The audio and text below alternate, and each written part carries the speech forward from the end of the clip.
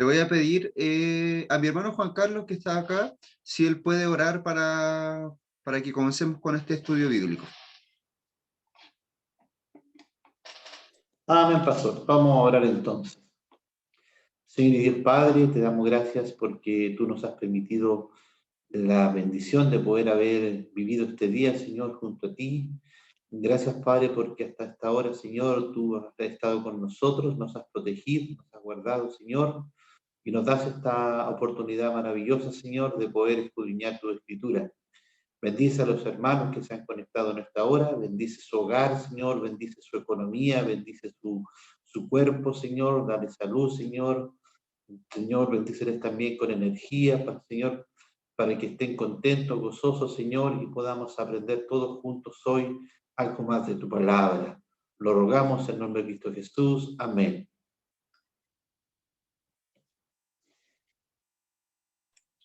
Gracias, mi hermano. Entonces, ahora vamos a tener, como les dije, este tiempo de entregar las cosas al Señor. Siempre es bueno, antes de poder aprender de la palabra, entregar nuestras preocupaciones al Señor, ¿no es cierto? Estar ligero, entregarle todo a Él para poder concentrarnos en lo que vamos a hacer. Así que si hay alguna necesidad, este es el momento que puedan ustedes decirlo para que podamos orar. Le voy a pedir a mi hermano Rosamel que él esté atento a las peticiones, si es que hay alguna, para que empecemos, para que él ore después por las necesidades. Así que, hermanos, ¿alguna necesidad de oración?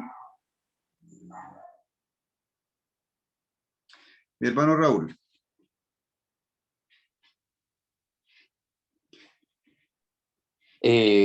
Buenas noches, queridos hermanos.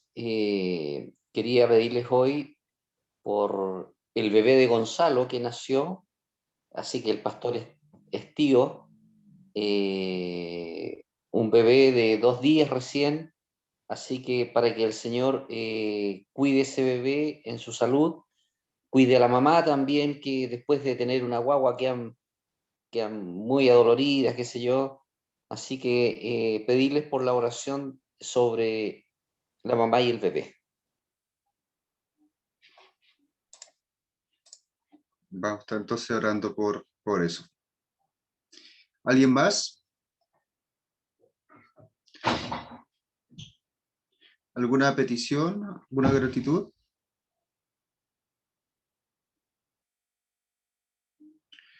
Si no es así, mi hermana Loreto.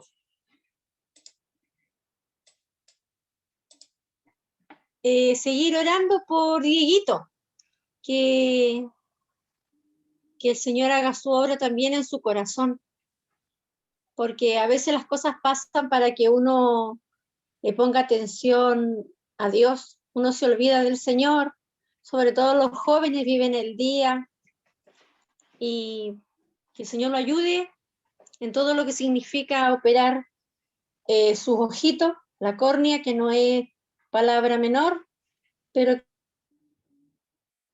el Señor ahí a su mamá, a Roxana, al papá, y ahí mismo. Eso, hermano. Ya vamos a estar, ¿no es cierto?, orando por Diego. ¿Algo más? ¿Alguien más? Mis hermanos.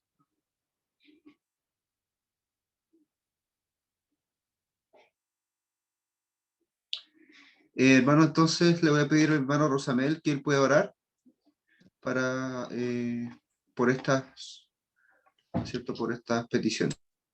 Amén.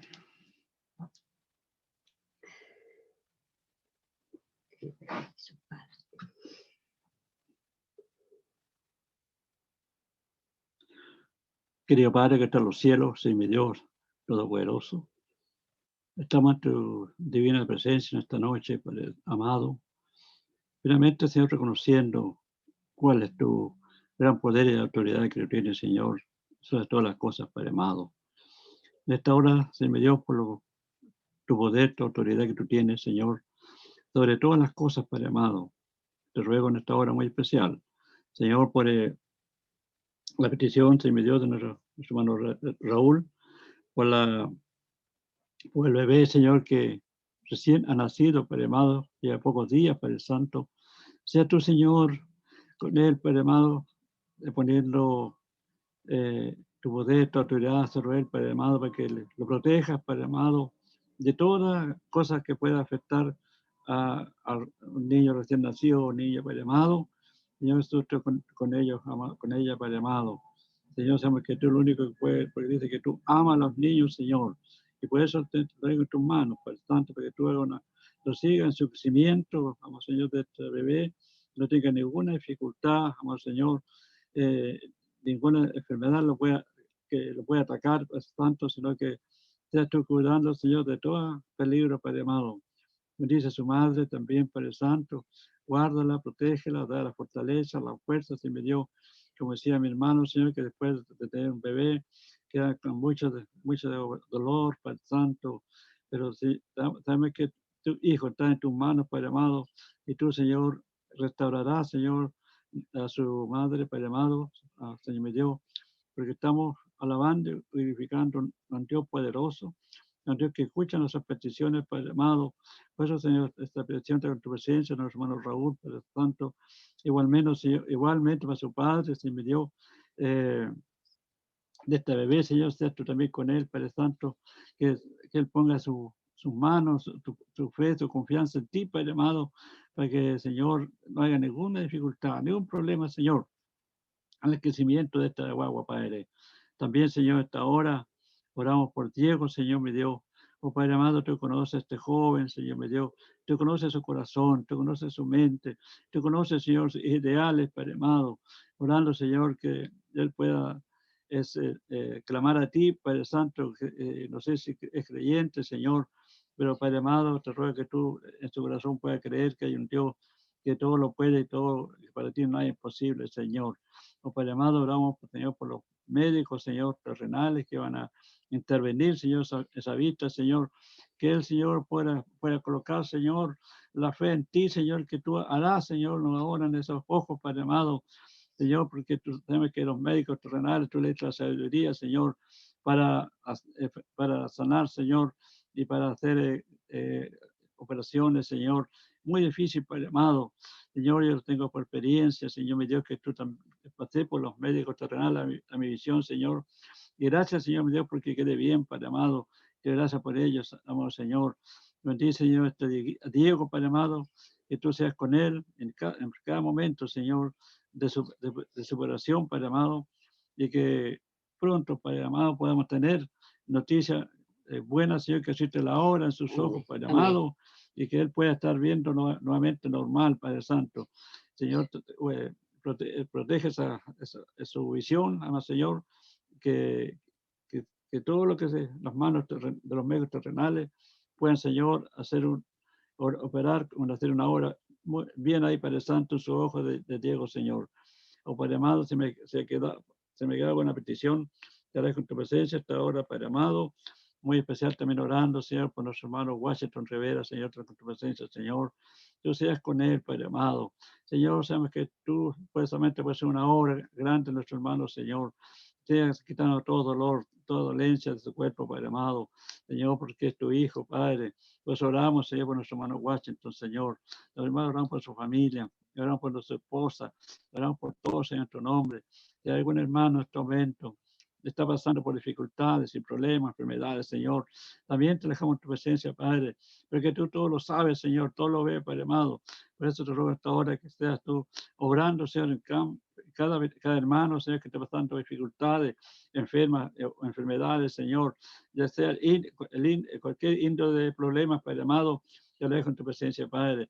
En nombre poderoso, Señor, en nombre de tu Hijo amado Jesucristo, nuestro amado, bendito, Salvador Jesús. Amén y amén.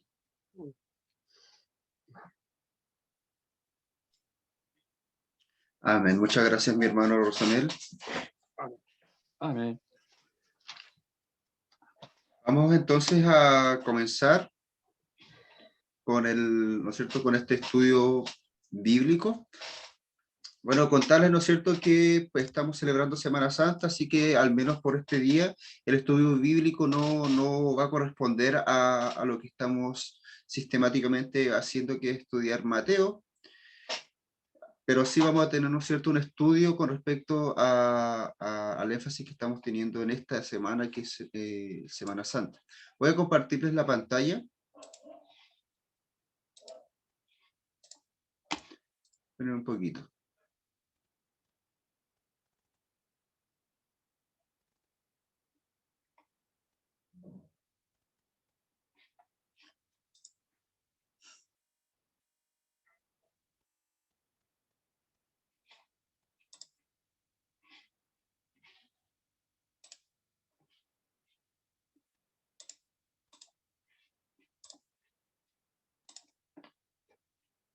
Ahí sí.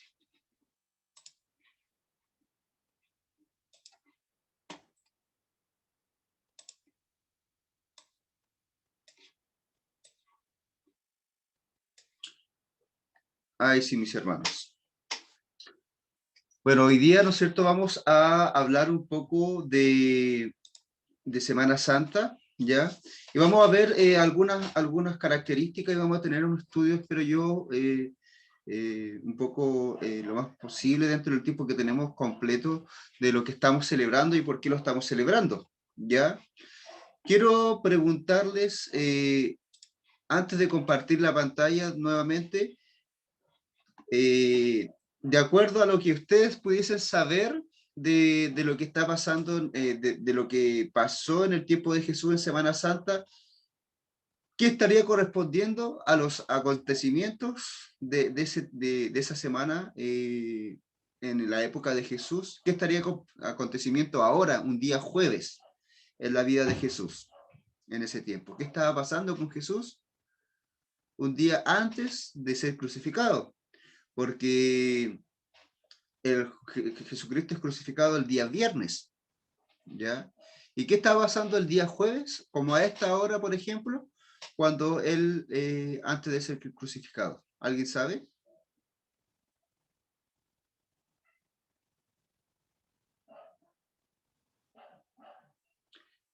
Lo hemos visto muchas veces, mi hermana Delfina. Bueno, mi pastor, yo pienso que en este día, en aquellos tiempos, estaban preparando la Pascua, estaban preparando, les hizo preparar, él buscó dónde se iban a preparar la cena, dónde iban a preparar, él mandó a buscar el pollino, y ellos tenían que preparar todo eso en ese tiempo. Pienso yo que ese es una parte. Eso, mi pastor. Gracias, mi hermana. ¿Alguien más podría decirme lo mismo o otra cosa? ¿Alguien está de acuerdo o difiere con mi hermana Delfina?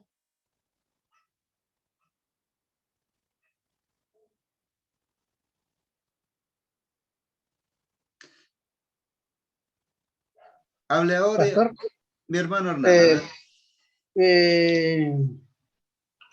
como día jueves y un día antes de la crucifixión estaba siendo enjuiciado Jesús, ante Pilato, ante Caifás y todo lo demás.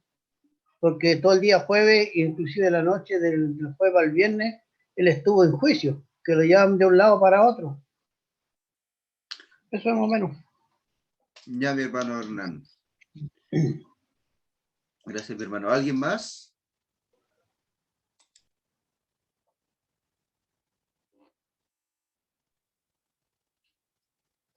Yo estoy de acuerdo con que estaba está siendo juzgado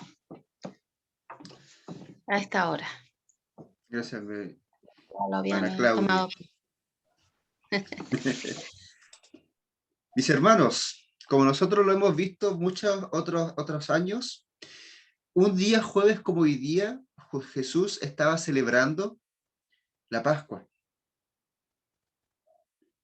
Estaba teniendo la cena del Señor y estaba lavando los pies de los discípulos. Justo ese día, en la noche, él es apresado y después, desde todo ese enjuiciamiento que mi hermano Hernán dice, es todo el transcurso que pasa desde la noche de este día jueves hasta, ¿no es cierto?, que es crucificado cercano al mediodía y en la tarde, luego como en la tarde, él fallece, ¿ya?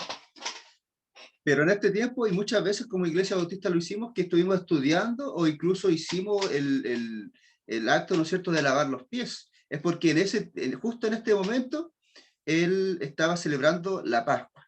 Y vamos a ver ciertas cosas, porque Jesús celebró la Pascua antes de que fuera la Pascua. ¿Ya? Es un dato que ustedes tienen que saber. ¿Ya?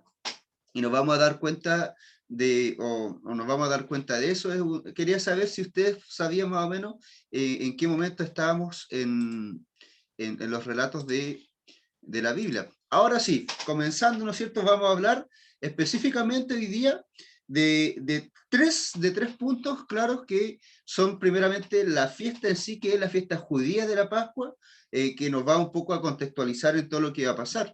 Después vamos a hablar sobre el sacrificio, ¿no es cierto?, que Jesús hizo, y luego la exaltación, ¿no es cierto?, de Jesús después del sacrificio. Y vamos a comenzar.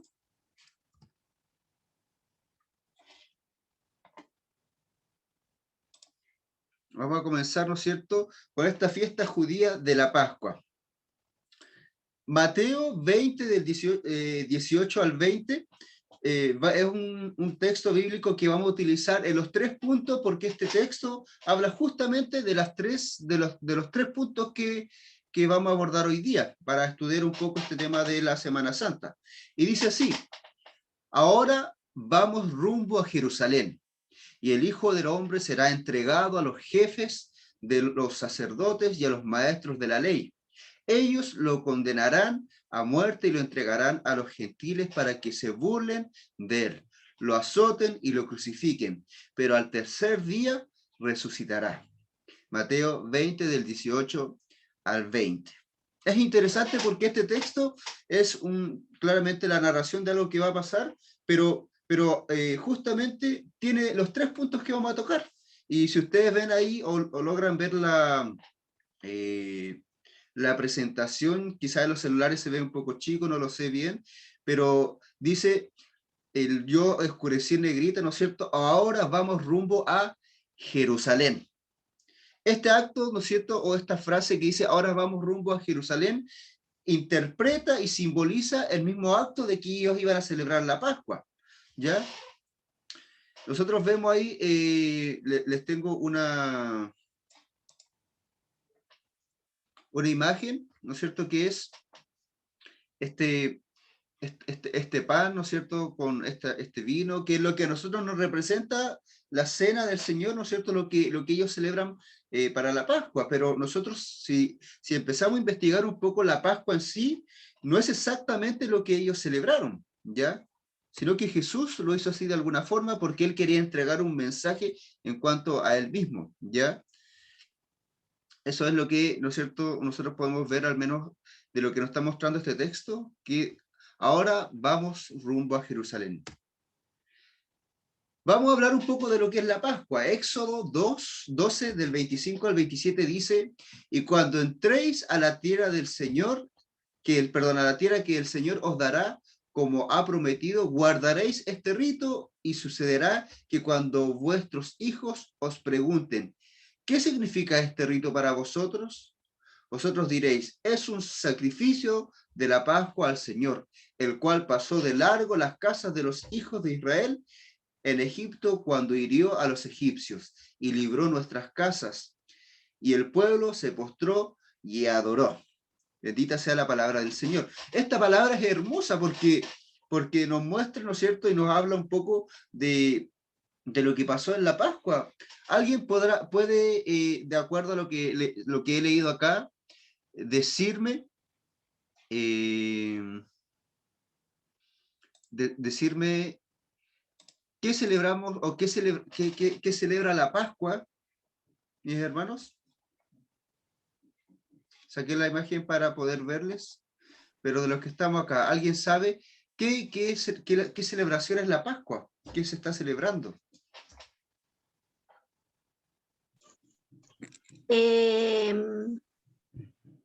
Mi hermana Loreto. A ver, se está celebrando cuando el Señor mandó la última plaga que los iba a librar de la esclavitud de los egipcios, cuando ellos tuvieron que pintar la puerta de sus casas con sangre. Ahí ellos tuvieron la primera Pascua antes de salir de la esclavitud. Muy bien, muchas gracias, ¿no es cierto? Que lo que se está celebrando es justamente el hito de que el Señor los libró de las garras, ¿no es cierto?, de la esclavitud de Egipto, pero, ¿no es cierto?, específicamente el acto de que el Señor los salvó de este ángel de la muerte, ¿ya?, que iba a pasar matando a los primogénitos, ¿no es cierto?, de los egipcios. En realidad iba a ir pasando matando a todos los primogénitos, ¿ya? Porque ese ángel de la muerte significa la muerte, ¿no es cierto?, que en realidad todos estamos subyugados a ella, todos vamos a morir en algún momento, ¿ya? Pero el hecho, ¿no es cierto?, de que se tuviese que matar, hacer un sacrificio de un animal y colocar su sangre, ¿no es cierto?, habla claramente, ¿no es cierto?, de Jesús y lo que hace, pero eso es para más adelante, pero están celebrando y recordando específicamente el último acto, ¿no es cierto?, que el Señor les permite libertad de Egipto, pero también de la muerte en ese momento. Entonces, por eso dice, ¿qué significa este rito para vosotros? Y vosotros diréis, es un sacrificio de la Pascua del Señor, el cual pasó de largo la casa de los hijos de Israel en Egipto cuando hirió a los egipcios, y libró nuestras casas, y el pueblo se postró y adoró. Entonces, específicamente ese acto, ¿ya? Y claramente tiene que ver con la libertad o la liberación de Israel, ¿no es cierto?, del pueblo, pero tiene que ver específicamente con el acto, ¿no es cierto?, de haber sido librados de la muerte en la última plaga, que era la peor plaga en realidad. Era tan terrible que, y en ese contexto los primogénitos eran tan importantes que era mucho más terrible de lo que nosotros podríamos pensar ahora, ¿ya? Nosotros ahora en el pensamiento que tenemos, todos los hijos, ¿no es cierto?, son importantes, del mayor hasta el menor, pero en el contexto, ¿no es cierto?, en el que está ahí, la primogenitura, el ser primogénito era algo tan valioso que, y el tener un hijo y el primogénito es tan valioso, y eso fue quitado, ¿no es cierto? Y no era solo valioso para los egipcios, sino que era valioso también para los judíos, y eso se les fue quitado a los egipcios, pero no a los judíos, hermanos, pero no porque los judíos, ¿no es cierto?, tuvieran algo especial, sino porque hicieron este sacrificio que el Señor les mandó, obedecieron a Dios en cuanto a este sacrificio. Eran especiales porque Dios les amaba y les mandó a hacer esto, pero no porque ellos en sí tuvieran algo que quisiera que este ángel pasara de largo, sino que solo por el mandato del Señor acerca de este acto de obediencia, de pintar los marcos de sangre. ¿Ya? Ahora, esta celebración, mis hermanos, es interesante porque la celebración, porque lo que estamos hablando acá es el acto de la libertad, y la celebración recuerda este acto, pero ¿cómo es que celebraba el pueblo? ¿Ya? Deuteronomio nos muestra y otros textos nos muestran que la celebración que Dios manda hacer es que durante 7 días ellos iban a comer panes sin la levadura, no iban a comer nada que tuviera levadura, ¿ya? Y en el primer día ellos iban a hacer un sacrificio de un animal, de sus bienes, y en la tarde, ¿no es cierto?, ellos iban a hacer este sacrificio, iban a tener que comer, ¿no es cierto? El sacrificio se refiere a quemar, ¿no es cierto?, este animal, en sacrificio al Señor en un altar, pero luego este animal no se quema hasta consumirse entero, sino que este animal, después de haberse puesto al fuego, después ellos tenían que comérselo. Y comérselo entero, que quedaran solo los huesos. El acto de hacer esto especifica la Biblia que ellos deberían comerse todo el sacrificio hasta antes de la mañana siguiente, ¿ya? Del primer día, ¿no es cierto?, de donde empezaba la fiesta de la Pascua, ¿ya? Y ellos lo hacían en la tarde porque en la tarde es donde Dios hizo todo esto, empezó a hacer todo esto, ¿no es cierto?, de que ellos fueron liberados. Finalizando estos 7 días de comer panes sin levadura, ellos terminaban con una fiesta o una reunión solemne. Y este es de alguna forma la forma en que el Señor les mandó al pueblo a poder celebrar la Pascua. Ahora, ¿no es cierto? Juan 11:55, perdón, nos dice lo que estaba haciendo Jesús cuando estaba yendo a Jerusalén, como lo mostramos en el primer verso. Dice, y estaba cerca la Pascua de los judíos, y muchos de la región subieron a Jerusalén antes de la Pascua para purificarse. Es interesante, hermanos, porque nosotros vamos a darnos cuenta que ellos llegaban antes de la Pascua para purificarse, para estar listos para celebrar esta Pascua. Jesús, hermanos, también es purificado para la Pascua. La mujer, ¿no es cierto?, que llega a los pies de Jesús, le besa los pies, derrama el perfume, le unge con el perfume, ¿no es cierto?, moja sus pies con las lágrimas y los seca con el cabello. La mujer pecadora, dice Jesús que esta mujer le unge, ¿no es cierto?, y le unge para la Pascua que iba a celebrar. Es interesante porque Jesús también, de alguna forma, es purificado, pero no porque Jesús tuviera algo, ¿no es cierto?, algo que limpiar, sino que es un hecho de alguna forma profético, un hecho, ¿no es cierto?, que de alguna forma iba a cumplir las situaciones que Jesús iba a vivir. En ese sentido, la fiesta que Jesús celebró con sus discípulos fue antes de realmente haber celebrado la Pascua. ¿Ya? Ellos celebraron la Pascua un día antes, porque Jesús la celebró una noche antes, sabiendo que a él lo iban a arrestar y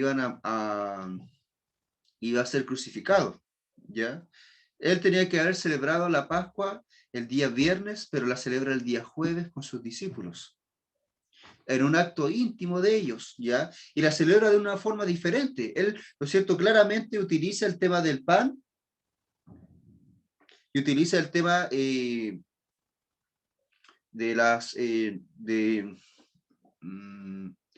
utiliza el tema del pan y del vino, ¿no es cierto?, para celebrar la Pascua, pero cuando después es celebrada la Pascua y él es crucificado y él iba a ser enterrado, le iban a quebrar las piernas, ya decía, rómpale las piernas porque ya va a empezar la Pascua. A Jesús no le rompen las piernas, sino que lo bajan, ¿no es cierto?, y después es sepultado, pero los soldados, ¿no es cierto?, los fariseos y todos los que estaban desarrollando todo esto, estaban apurados, crucificando a los que estaban ahí y sacándolos de la cruz porque ellos tenían que celebrar la Pascua el día viernes. Y es por eso que a los dos que estaban al lado de Jesús le quiebran las piernas, para que después, mientras ellos celebraban la Pascua, ellos no tuvieran la oportunidad de salir arrancando. Y a Jesús, ¿no es cierto?, vieron que estaba muerto, le enterraron la lanza en el costado y se dan cuenta que él ya había fallecido y le bajan, ¿no es cierto?, y le piden, ¿no es cierto?, y hay personas, ¿no es cierto?, que lo sepultan. Pero de alguna forma, la Pascua que celebra Jesús, ¿no es cierto?, la hace un poco diferente. Tiene, ¿no es cierto?, el tema del pan sin levadura, pero no se habla, pues posiblemente que lo haya hecho entero, pero al menos los evangelios muestran la parte importante de la celebración de la Pascua, que es el pan y el vino, ¿no es cierto?, que van a simbolizar el mismo sacrificio de Jesús. Así que lo interesante de esto, hermanos, es que además, mismo Deuteronomio dice que no celebrarán la Pascua en cualquier lugar donde estén, sino que luego se les dirá dónde siempre tiene que ser celebrada la Pascua. Todavía no existía la ciudad de Jerusalén. Entonces, todos tienen que ir a Jerusalén a celebrar porque ahí está el templo, ¿ya? Ahí se hacen los sacrificios y ahí es donde se adora al Señor, las diferentes ritos judíos o celebraciones judías o fiestas judías que se celebraban. Eso es lo primero que nosotros debemos entender en cuanto a la Pascua. Ahora que entendemos un poco el contexto, ¿no es cierto?, de lo que estamos viendo, de lo que estamos celebrando en Semana Santa. Semana Santa, ¿no es cierto?, cuando lamentablemente se habla del conejo de Pascua, cuando se habla, ¿no es cierto?, de los chocolates, de los huevitos, todas esas cosas, es porque de alguna forma se ha distorsionado, ¿no es cierto?, para celebrar otra cosa, una celebración que es sumamente importante. Nosotros celebramos a Jesús, pero el trasfondo de la celebración de Jesús, de esa libertad, ¿no es cierto?, que nos da Jesús, el trasfondo de esto, ¿no es cierto?, es la primera libertad que le da Dios al pueblo, a su pueblo que es de Egipto. Y luego, ¿no es cierto?, una libertad más grande que la de Jesús, que es la que nosotros celebramos. Ahora, el sacrificio de Jesús, ¿no es cierto?, que es el que nosotros recordamos en este tiempo, es un tema importante, ¿ya? Y Mateo 20, del 18 al 20, también habla de esta parte, ¿ya? Decía que primero iban a Jerusalén, ahora vamos rumbo a Jerusalén. Y dice, y el Hijo del Hombre será entregado a los jefes de los sacerdotes y a los maestros de la ley. Ellos lo condenarán a muerte y lo entregarán a los gentiles para que se burlen de él, lo azoten y lo crucifiquen. Es interesante porque esta crucifixión no es simplemente un hecho, ¿ya? Yo les decía en otras ocasiones que en el tiempo del Imperio Romano miles fueron crucificados. No es que Jesús es el único que fue crucificado y tuvo una muerte cruel, sino que miles fueron crucificados. Al lado de Jesús nos vamos a dar cuenta que ya habían dos personas que también habían sido crucificadas. Pero Jesús, nosotros nos vamos a ir dando cuenta que el sacrificio que él hace es más grande que la cruz, ¿ya? Es más grande que el ser crucificado, ¿ya? Y es mucho más importante que eso, pero nos damos cuenta que él va a ser condenado, él va a ser golpeado, se van a burlar de él, va a ser condenado, va a ser azotado, va a ser torturado, ¿no es cierto? Porque la condena que se le da, hermanos, es la peor condena que se le podía dar en el contexto y en el momento en el que vivía Jesús.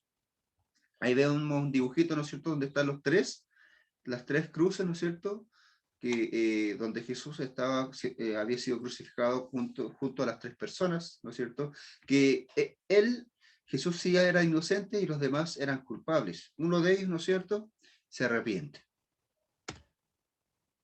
Hebreos 9:28 dice, también Cristo fue ofrecido en sacrificio una sola vez para quitar los pecados de muchos, y aparecerá por segunda vez, ya no para cargar con pecado alguno, sino para traer salvación a quienes lo esperen. Hermanos, he puesto este texto acá porque este texto de alguna forma nos abre la puerta a la importancia de esta crucifixión de Jesús, ¿ya? Porque, como les dije, muchos fueron crucificados, pero este sacrificio que Jesús hace va más allá del mero hecho de ser crucificado. Dice, también Cristo fue ofrecido en sacrificio una sola vez para quitar los pecados de muchos. El hecho de que Jesús haya muerto en una cruz, hermanos, es el más leve de las dificultades que él pasó en su sacrificio, ¿ya? El morir, ¿no es cierto?, el entregar su vida, no tiene tanta relevancia en el sentido de lo doloroso que fue su cuerpo, aunque sé que fue muy, muy doloroso.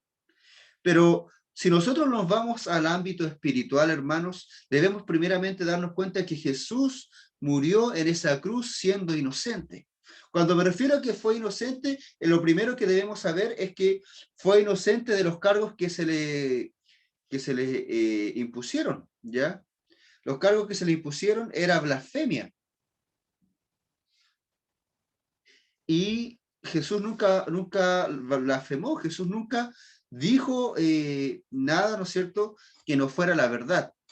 Además de esto, no es que simplemente no era inocente de los cargos que se le imputaban, sino que además él era completa y absolutamente inocente porque él nunca pecó. La Biblia dice que él fue tentado en todo, pero él no pecó. Dice que él fue el cordero, ¿no es cierto?, inmolado en la cruz, pero él, como esos sacrificios que tenían que ser perfectos, así era Jesús. Él fue perfecto, no pecó nunca. Nunca pecó Jesús. Entonces él era completamente inocente. Inocente en sus actos, ¿no es cierto?, lo que podemos ver, pero en lo espiritual él era completamente inocente. Él no era pecador. Nunca había pecado. Y él, ¿no es cierto?, al morir en esa cruz, el gran sacrificio no tiene que ver tanto con el hecho de haber muerto, sino con el hecho de haber cargado con los pecados de muchos y quitará los pecados de muchos, queriendo darnos a entender, ¿no es cierto?, que el sacrificio que hizo en la cruz tenía que ver con que él, dice la Biblia, se hizo pecado. Cuando dice, Padre, ¿por qué me has abandonado?, está refiriéndose a la acción de que Dios ya no estaba en él, porque en ese momento Jesús estaba cargando los pecados de la humanidad, ¿no es cierto? Yo les digo, cuando hablamos de la humanidad, nosotros pensamos en toda la gente que hay en el mundo, pero no es solo toda la gente que hay en el mundo, sino que toda la gente que hubo desde el principio de la creación en el mundo, ¿no es cierto?, en cada época hasta ahora, y todos los que habrá, ¿no es cierto?, hasta que finalice los tiempos. Los pecados de todas las personas, ¿no es cierto?, de nuestra vida y de toda la vida, son cargados por Jesús en esa cruz. Hermanos, nosotros cuando pecamos, cuando cometemos un pecado, nosotros si realmente hemos aceptado al Señor, si realmente nos hemos arrepentido de una vida de pecado, cuando nosotros, siendo hijos de Dios, pecamos, nos sentimos, pero, o al menos eso debería ser lo que pasa, ¿no es cierto?, nos sentimos mal. El pecado pesa en la vida, realmente pesa. Y cuando nosotros nos libramos de ese pecado, nos sentimos, ¿no es cierto?, tan livianos, porque el Señor nos ha limpiado de ese pecado. Imagínense si Jesús cargó con todos los pecados de toda la humanidad. Alguien que estaba en plena comunión con Dios, que porque nunca había pecado, un momento a otro Dios le deja porque él se hace pecado, y además no solo porque se hace pecado, sino que carga con todos los pecados de la humanidad. Ese era el tremendo y gran sacrificio que hace en la cruz. Mucho más allá que simplemente morir como las otras personas murieron. Ahora, uno de los versículos que más me gusta es Filipenses 2, del 5 al 11, porque no solo habla del sacrificio que hace en la cruz, sino que Jesús hace un completo sacrificio de toda su vida, ¿no es cierto? Dice, haya pues en vosotros este sentir que hubo también en Cristo Jesús, el cual, siendo en forma de Dios, no estimó el ser igual a Dios como cosa a que aferrarse, sino que se despojó a sí mismo, tomando forma de siervo, hecho semejante a los hombres, y estando en la condición de hombre, se humilló a sí mismo, haciéndose obediente hasta la muerte, y muerte de cruz. El sacrificio de Jesús, ¿no es cierto?, culmina en la cruz, pero no empieza sobre la cruz. Dice que él no estimó el ser igual a Dios, sino que se despojó de sí mismo y se hizo hombre, se humilló. Desde que él dejó su divinidad, ¿no es cierto?, se hizo hombre, él dejó este sacrificio. O sea, empezó a desarrollar, a sacrificarse. Tuvo que nacer, ¿no es cierto?, de una mujer, tuvo que depender de una mujer siendo bebé. Cuando fue niño tuvo que obedecer a sus padres. Nació en un lugar humilde, vivió en un lugar humilde siendo rey, ¿no es cierto? Cuando en sus estudios él no se desarrolló como el mejor, sino que él siguió la profesión de su padre. Luego, ¿no es cierto?, él tuvo que esperar los ritos y las tradiciones judías, por ejemplo, empezar su ministerio a los 30 años, como lo hacían los sacerdotes. Luego de eso, ¿no es cierto?, él tuvo que enseñar, tuvo enemigos, ¿no es cierto?, los fariseos, tuvo que librarse de muchas circunstancias, hasta que llegó hasta la cruz, hasta que él fue crucificado. Pero fue una vida de sacrificio porque él era Dios. Entonces, debemos entender esto, hermanos. ¿Ya? Esperen un poquito porque tengo que conectar. Tengo que conectar el...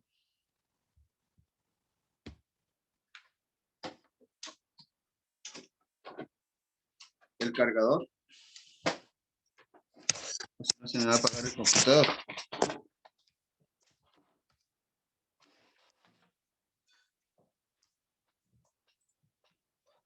Ahí sí. Entonces nosotros ahora nos podemos dar cuenta que el sacrificio grande no solo fue en la cruz, sino que fue más extendido aún. ¿Ya? El entregarse, el negarse a sí mismo siendo Dios para hacerse humano. Dice, el cual siendo en forma de Dios no estimó en ser igual a Dios como cosa a que aferrarse, no se aferró a su divinidad, sino que se despojó de sí mismo.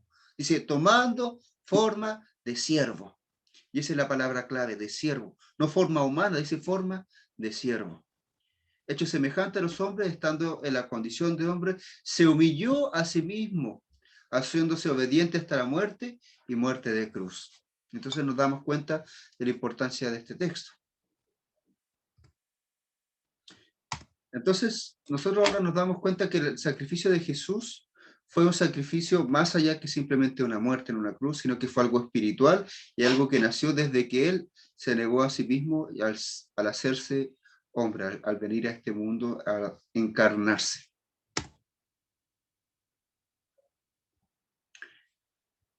Vamos a ver el último punto, hermanos, que es la resurrección. ¿Ya? En cuanto a la resurrección, de todas las cosas que hemos visto acá, antes de empezar con la resurrección, yo quiero hacerles una pregunta. Para esto, ¿no es cierto? Voy a tener un poquito el compartir la pantalla.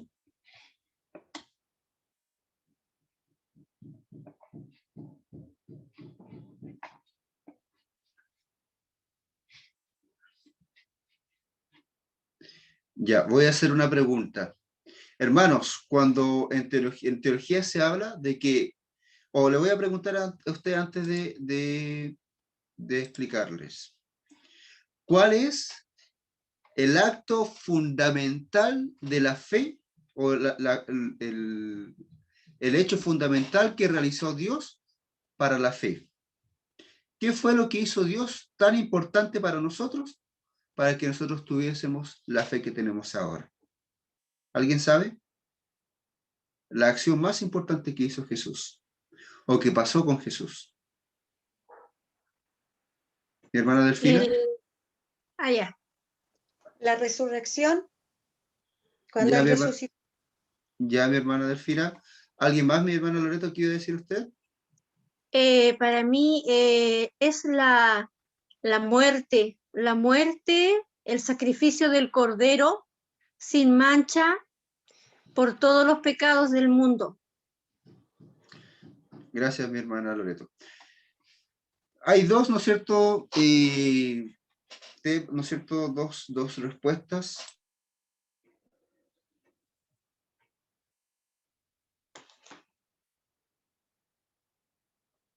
Se fue.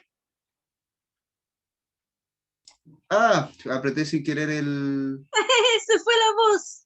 Ya, de nuevo, entonces pareciera que fueran las dos respuestas correctas, pero el acto fundamental para nuestra fe es la resurrección.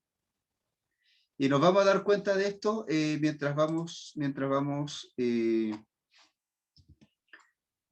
desarrollando el tema. Voy a compartirles nuevamente la pantalla.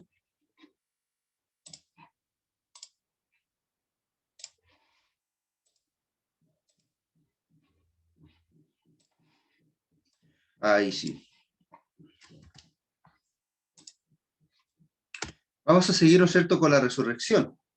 Vemos, ¿no es cierto?, que en el mismo Mateo 20, 18 al 20 finaliza diciendo, pero al tercer día resucitará.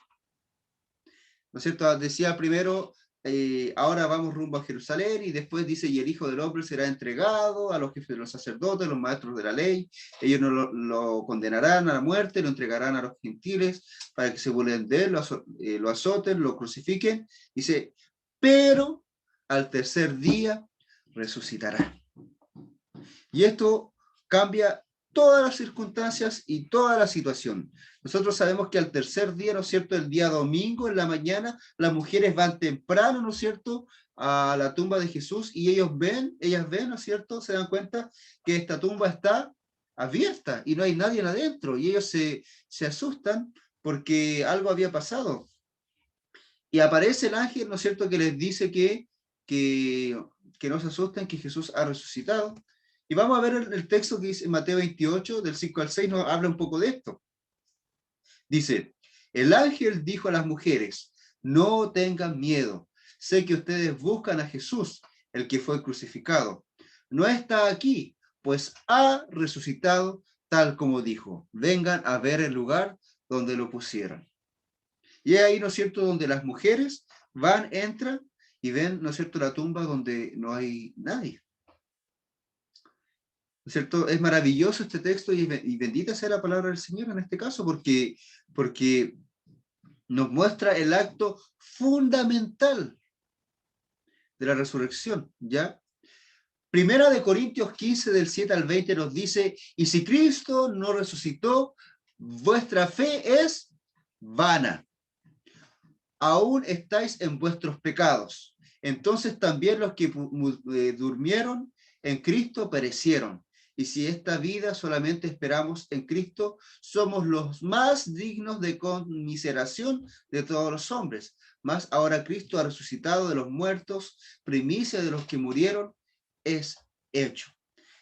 Este texto es sumamente fuerte. Pablo de alguna forma está diciendo que si Cristo no resucitó, nuestra fe no tiene sentido, no sirve, es vana.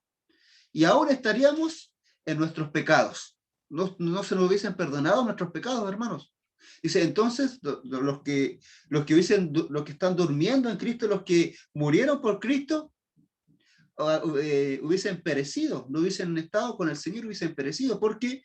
Porque sin la resurrección, la crucifixión no vale, no tiene sentido, no tiene validez. Dice, si en otras vidas solamente esperamos en Cristo, somos los más dignos de conmiseración, los más dignos, en otras palabras, de misericordia, o de misericordia, ¿no es cierto? Nos mirarían con misericordia, nos mirarían con tristeza, porque nuestra fe, nuestra condición, nuestra esperanza sería vana, no existiría. Pero la verdad la dice el verso 20. La verdad de esto es que Cristo ha resucitado de los muertos, primicia de los que murieron, es hecho. Ahora, hermanos, yo quiero que ustedes entiendan en cuanto a esto, que la obra de la resurrección es la obra más importante de la cual nosotros podemos hablar en toda la Biblia, ¿ya? Porque la crucifixión, hermanos, fue realizada por personas, ¿ya? Sí, todo fue dirigido por Dios, Dios lo permitió, Jesucristo dice que voluntariamente se entregó, ¿no es cierto? Él murió, pero el acto, ¿no es cierto?, de haber muerto de una cruz, ¿no es cierto?, de que alguien cargue con pecados, o el acto de la crucifixión es un acto, de alguna forma, que nosotros podemos entender porque en la historia han habido sacrificios, en la historia, ¿no es cierto?, más personas murieron en la cruz. Es un acto que no es nuevo, por decirlo de alguna forma. Pero la resurrección, hermanos, es un acto completa y absolutamente nuevo. Es un acto que no hizo Jesucristo. Jesucristo no se resucitó a sí mismo, sino que el Padre resucitó a Jesús. Entonces, una obra tan perfecta, tan maravillosa, que no tiene participación humana como las otras obras que Jesús hizo. Es Dios mostrando, ¿no es cierto?, una obra nueva, absolutamente nueva, ¿ya? En la historia, hermanos, y en la teología se habla de la resurrección como el novum. El novum significa que es un acto que es completamente nuevo, que no existe, que antes de eso no había existido un acto, y que es tan nuevo, tan complejo, que es muy difícil cuadrarlo dentro de la historia, ¿ya? Debemos entender, hermanos, que dentro de la historia, la crucifixión de Jesús puede ser confirmada con el método científico, ¿no es cierto?, con la historia, con rasgos, ¿no es cierto?, con muchas cosas. Pero la resurrección, hermanos, no puede ser confirmada. La resurrección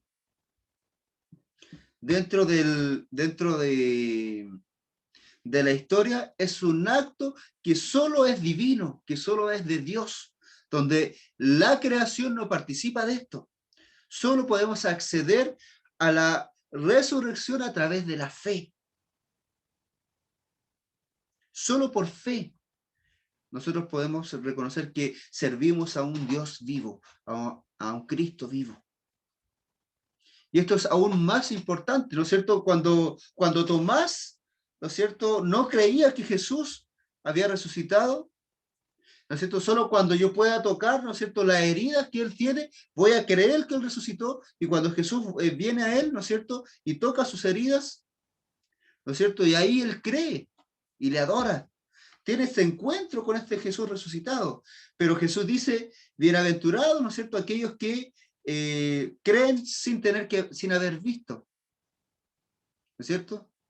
Entonces, en esto nos damos cuenta que la mayor obra, el novum, ¿no es cierto?, de la historia es la resurrección. Y Pablo, ¿no es cierto?, defiende este hecho diciendo que aún la crucifixión no tendría sentido sin la resurrección. ¿Ya?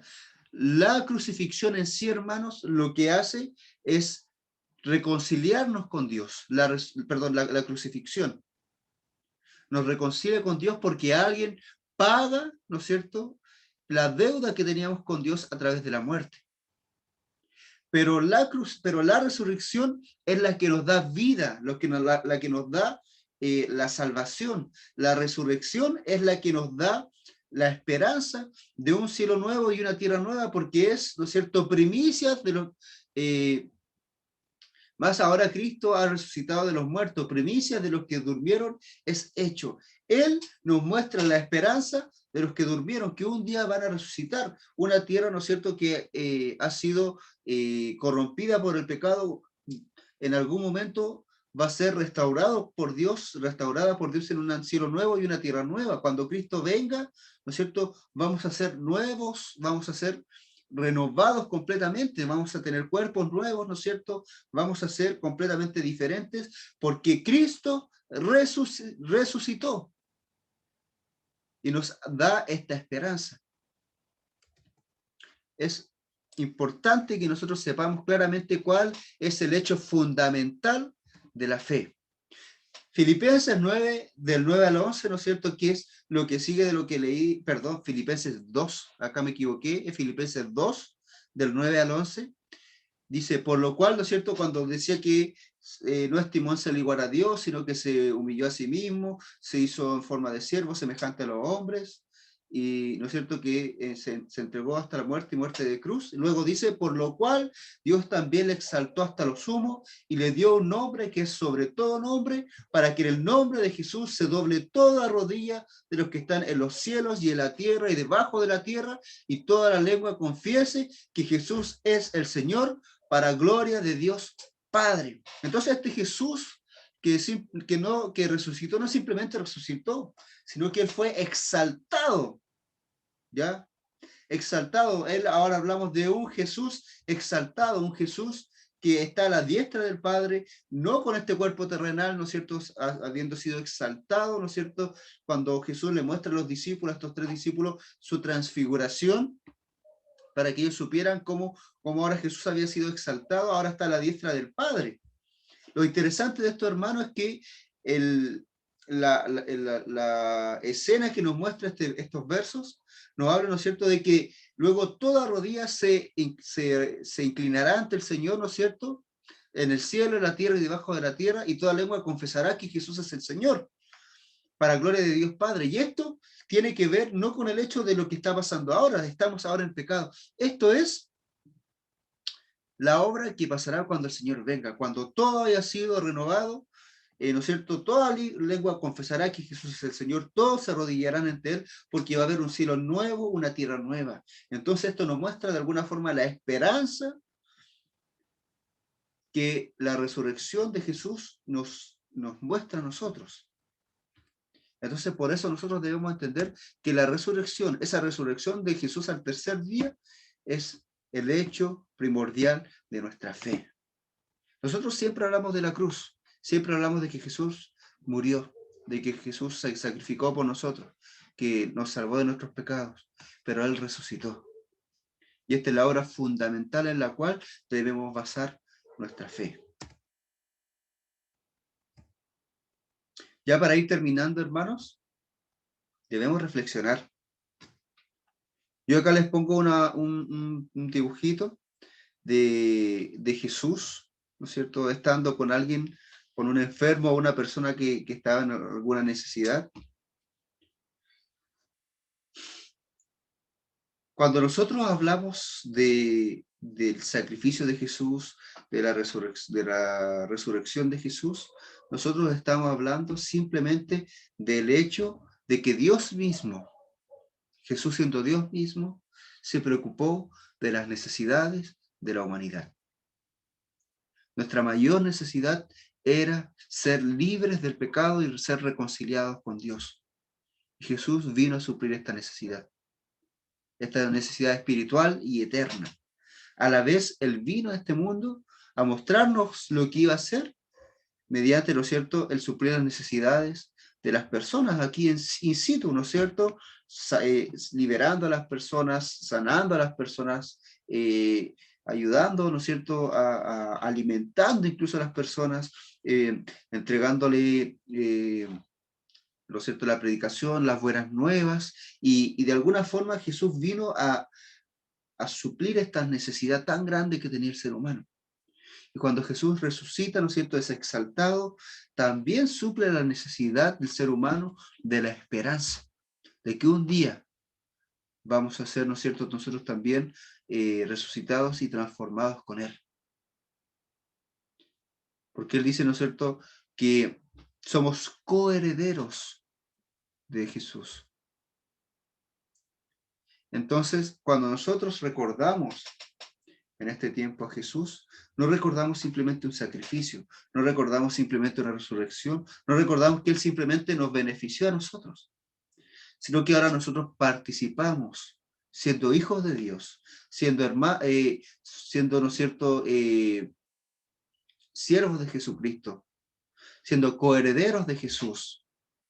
También participamos del ministerio de Jesús, participamos del poder entregar a los demás, ¿no es cierto?, las buenas nuevas, de entregar, ¿no es cierto?, el poder suplir las necesidades, el poder participar del reino de los cielos aquí en la tierra, como Jesús lo trajo. Es interesante, hermanos, reflexionar no simplemente con el agrado de saber que Jesús nos salvó y tenemos esperanza, sino también entender que lo hizo para que nosotros también pudiésemos entregar esto que tenemos a los demás. Así que en este tiempo, hermanos, en el que estamos recordando, ¿no es cierto?, Semana Santa, no recordamos a Jesús simplemente como alguien que vino a hacer una obra, vino a hacer una obra por la humanidad.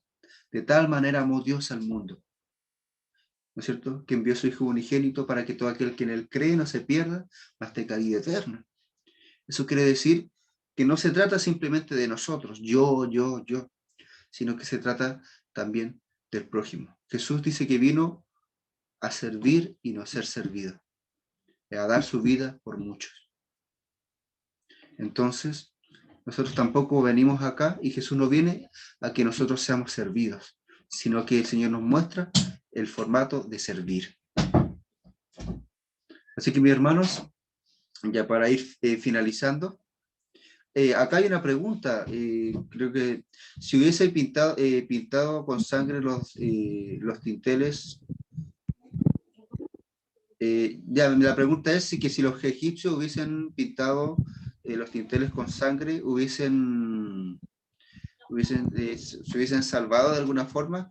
Mis hermanos, la verdad no lo sé, la Biblia no nos dice esto, yo no puedo suponer, ¿no es cierto?, lo que pasaba, porque la obra redentora universal, podríamos decir, para el mundo, Jesús la revela después, ¿ya?, en este tiempo, con Jesucristo. En ese tiempo, su pueblo representaba, ¿no es cierto?, esta obra redentora. Así que no sé, no podría decirles que si se hubiese salvado. Yo pienso que no, aunque la Biblia no lo dice, porque el hecho acá era que él quería salvar a su pueblo, ¿ya? De aquellos que estaban siendo dominados por los egipcios, pero yo no puedo decirle, ¿no es cierto?, a ciencia cierta, o responder esta pregunta a ciencia cierta. Yo pienso personalmente que no, porque era una obra específica para su pueblo. ¿Alguna pregunta? ¿Algún comentario?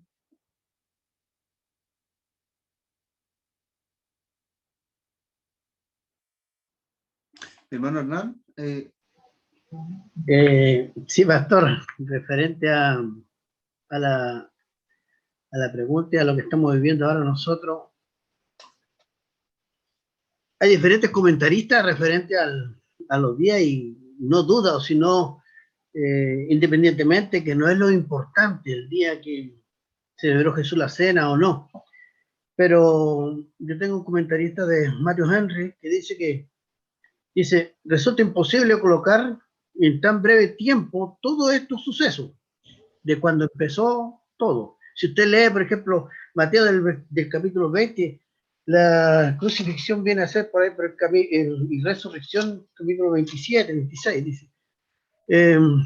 Entonces, en cambio, con la nueva fecha, en la última cena, todo se diluye mucho mejor, de la siguiente manera. Martes, por la noche Jesús celebra la Pascua, luego va al monte de los olivos a orar, donde es apresado y llevado ante el sumo sacerdote.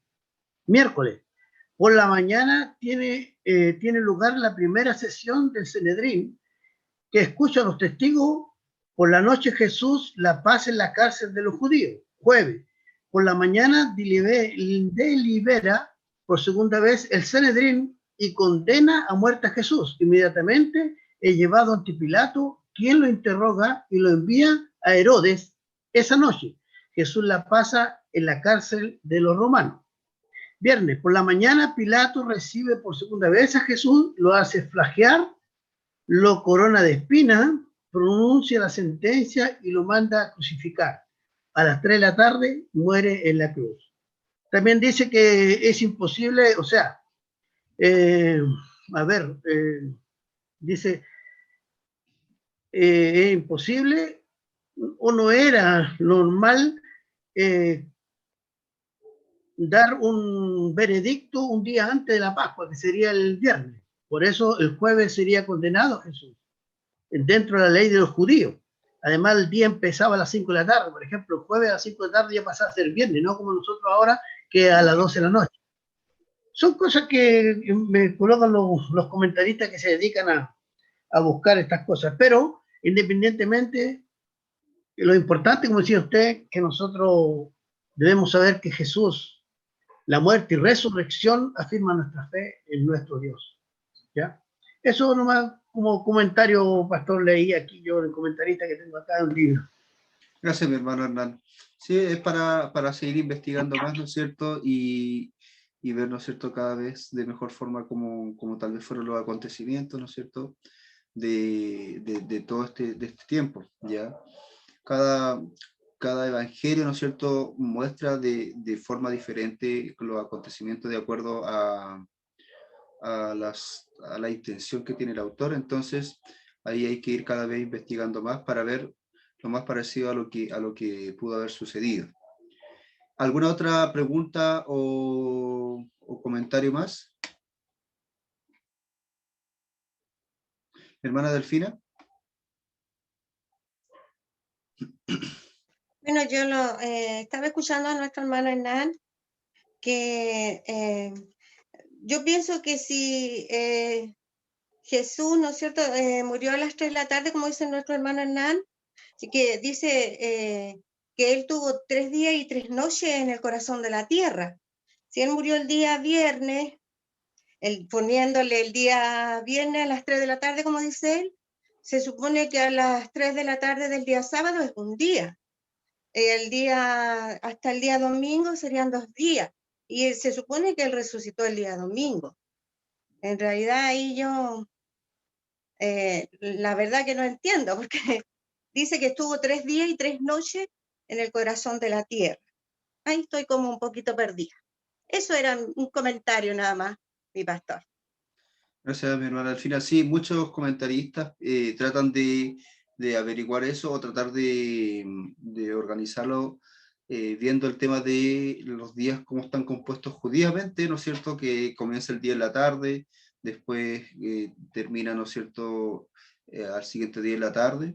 Pero personalmente, ¿no es cierto?, porque no hay una parte de la Biblia que pueda realmente ilustrar bien esos 3 días, yo pienso, personalmente, de simplificar un poco el tema, de que tal vez es contabilizado el mismo día viernes como un día donde Jesús murió.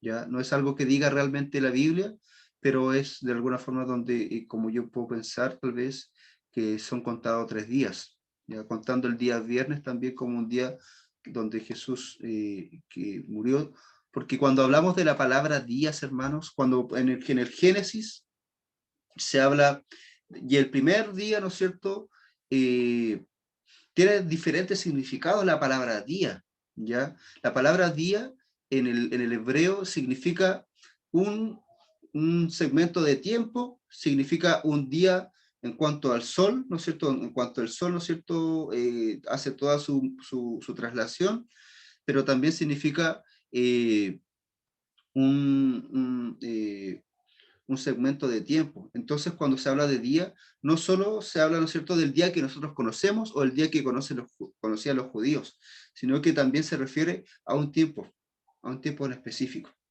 ¿ya? Entonces, por ese lado también es un poco difícil ver bien a qué se refería, porque nosotros no estábamos en la mente de los judíos, ¿ya? Es muy difícil, eso se llama exégesis, que es tratar de meterse en la mente de los autores de la Biblia para poder entender lo que realmente decían, ¿ya? Como cuando nosotros decimos dichos, ¿no es cierto? Ojos que no ven, corazón que no siente, y nosotros nos decimos en una frase, ¿no es cierto?, un dicho así, y si alguien quiere leer eso literal, no va a entender lo que dice, lo que se está queriendo decir, a menos que se indague, ¿no es cierto?, en el contexto y en la tradición y en qué quería realmente decir la persona, y no en lo literal que dice la palabra. Entonces, eso es el tema también con respecto a la interpretación bíblica, ¿ya? Que no todo lo que se dice literal es lo que se está queriendo decir de acuerdo a lo que nosotros entendemos, ¿ya? Porque nosotros tendemos a leer la Biblia como si nosotros, como un contemporáneo, incluso coterráneo, estuviese escribiendo este libro. Y no fue así, sino que fueron personas que pensaban completamente diferente a nosotros, que tienen un vocabulario, ¿no es cierto?, un idioma diferente, que pensaban diferente y que su concepción, su cosmovisión de la vida era completamente diferente para esto. Entonces, en ese sentido es complejo. Cuando habla de 3 días, es muy probable también que signifique 3 periodos de tiempo. Así que eso, pues, mis hermanos. ¿Algo más? ¿Algún otro comentario o petición? No. ¿Algún comentario o pregunta? Mi hermana Erika.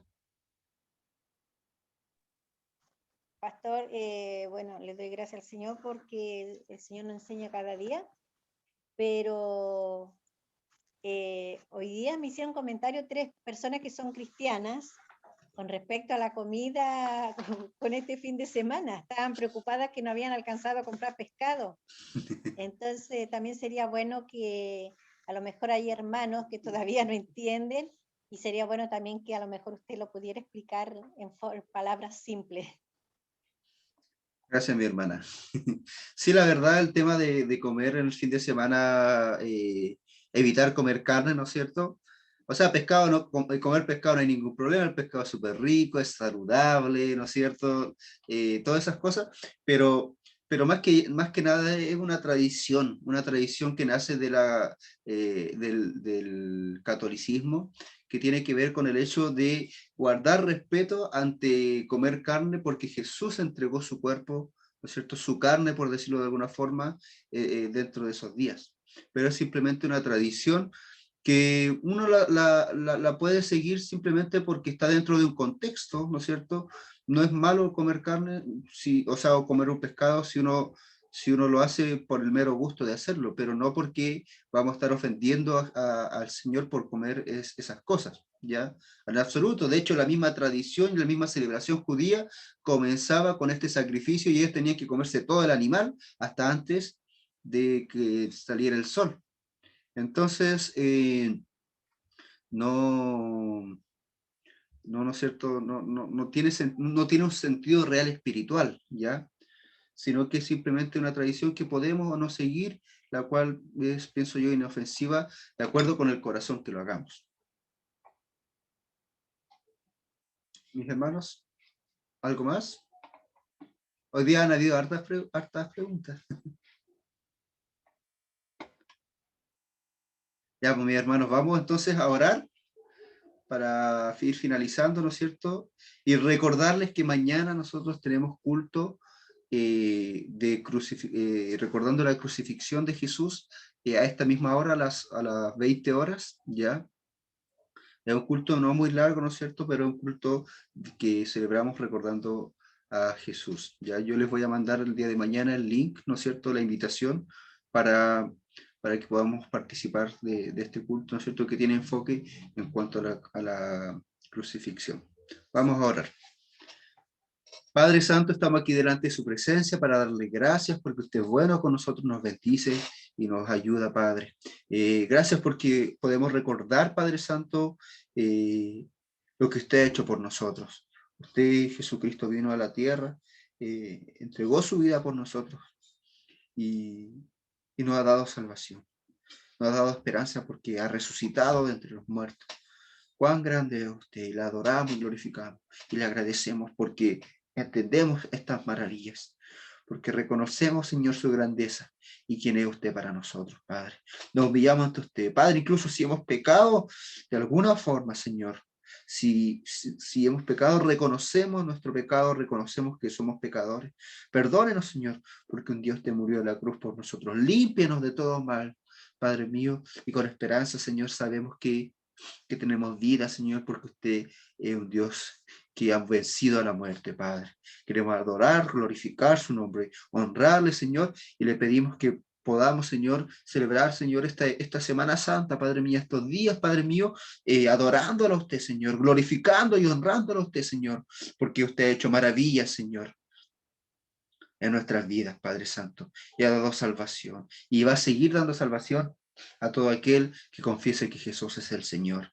Y le damos gracias, Padre mío, porque usted es maravilloso, es digno de honra, de gloria y de alabanza. Y le honramos, Padre mío. En el nombre de Jesús le pido que toque nuestros corazones para entender todas estas verdades. Bendiga, Señor, a las iglesias representadas, Padre Santo. Bendiga, Señor, a las familias representadas para que podamos entender estas verdades fundamentales, Señor, para nuestra vida, para nuestra fe y para la obra suya, Padre mío. Gracias, Señor, en el nombre de Jesús. Te pido que bendiga a todos los que estamos en nuestras casas y usted siga con nosotros. En el nombre de Jesús. Amén. Mis hermanos, pueden desbloquear ustedes sus micrófonos para ya ir despidiéndonos. Hermanos. Dios les bendiga. Hermanos, que el Señor les bendiga. Hasta mañana. Nos vemos. Nos vemos. Descanse. Hasta mañana. Hasta mañana. Un gusto de verles. Hasta mañana. Hermano, bendiciones. Bendiciones. Hermanos, chao. Mañana. Chaito.